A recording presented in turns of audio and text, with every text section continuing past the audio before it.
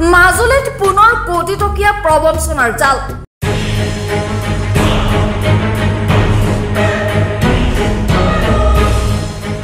Majuli life health care private লিমিটেডৰ নামত প্ৰবঞ্চনাৰ জাল।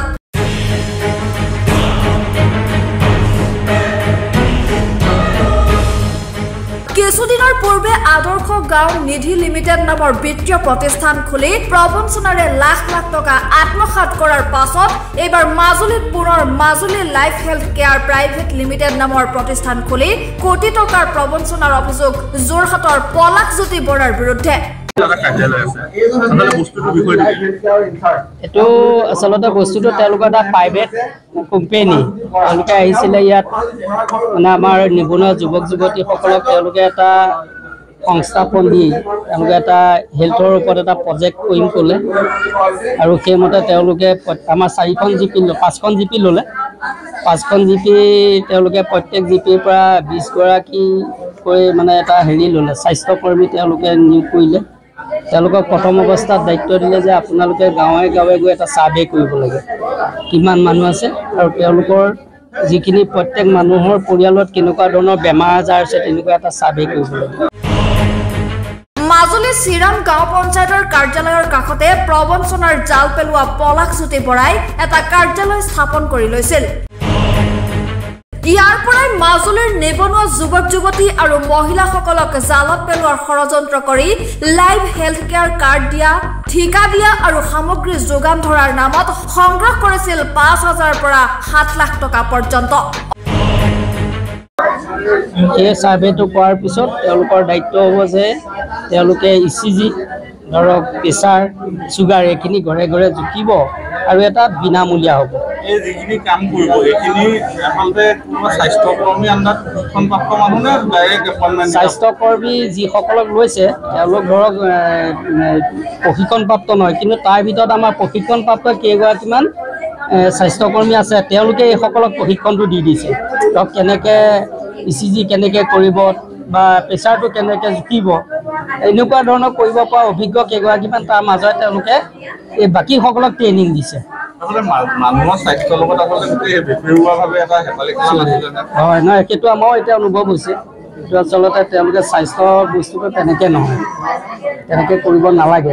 মানুহৰ স্বাস্থ্যটো পৰম ধৰণে এতিয়া স্বাস্থ্যৰ লগতে যদি হেতালি খেলে আৰু মানুহৰ পইচা পাতিও গোটেই লেনদেনৰ কথা আহি পৰিছে, আপোনাৰ নাম কামত পাইছে, আপোনাৰ কথা কৈছে আপুনি মুখ্য আহ্বায়ক বুলি কৈছে, গোটেই কোম্পানীটো মুখ্য আহ্বায়ক আপুনি বুলি কৈছে। কালি তেখেতে নিজেই কৈছে যে ৰমেশ বৰুৱা ছাৰ গোটেই কোম্পানীটো মুখ্য আহ্বায়ক। আহ্বায়ক মই নহয়, ধৰক এইটো তেওঁ ভুলকৈ কৈছে।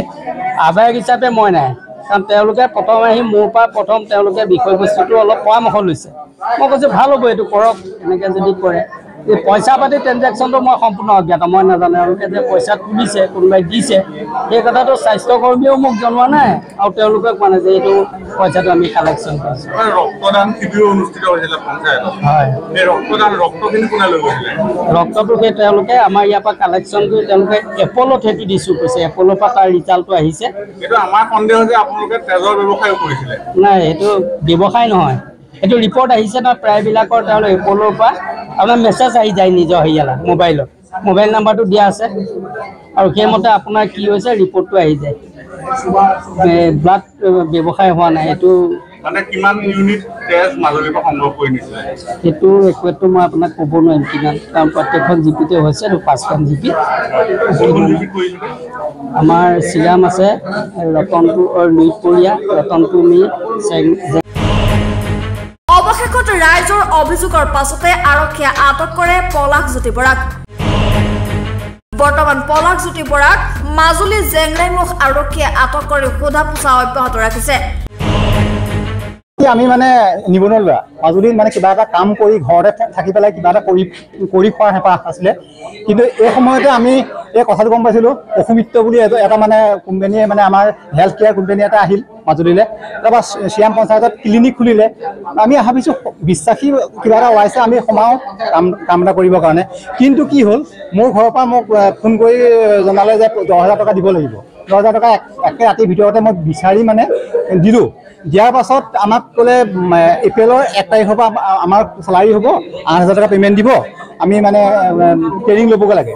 ট্ৰেইনিং কৰা হ'ব শ্ৰীৰাম পঞ্চায়তত মানে দেৱজিৎ তামুলী বুলি আমাৰ যিজন গণপুৰৰ মানুহ আছিলে সি মানে আমাক ট্ৰেইনিং দিছিলে দিয়াৰ পাছত আমাক ইদিনা পে'মেণ্ট হ'ব সিদিনা পে'মেণ্ট হ'ব কৈ লাষ্টত মানে আজি এতিয়া জুনৰ আজি 11 তাৰিখ হৈ গ'ল আজিলৈকে কোনো পইচা কোনো কথা নাই আৰু মই ইপিনে ইতিমধ্যে 2 মাহৰ আগতে চাইন ডাউন কৰি দিলোঁ মোক নালাগে বোলো পইচা 10,000 মোক ঘূৰাই দিয়ক তাৰপিছত পলাশে কি ক'লে বোলে মই 15 মে'ত তোমাক পইচাটো মই ঘূৰাই দিম তুমি হুলস্থুল চিঞৰ বাখৰ নকৰিবা মোক কৈছে দেই তুমি চিঞৰ বাখৰ নকৰিবা মই তোমাক পইচাটো ঘূৰাই দিম মোক ঠিক আছে হ'ব আজি 15 তাৰিখ আজি পাৰ হৈ আজি ইমানেই হৈ গ'ল খবৰ নাই ব্যুৰ' ৰিপৰ্ট দৈনিক অগ্ৰদূত ডিজিটেল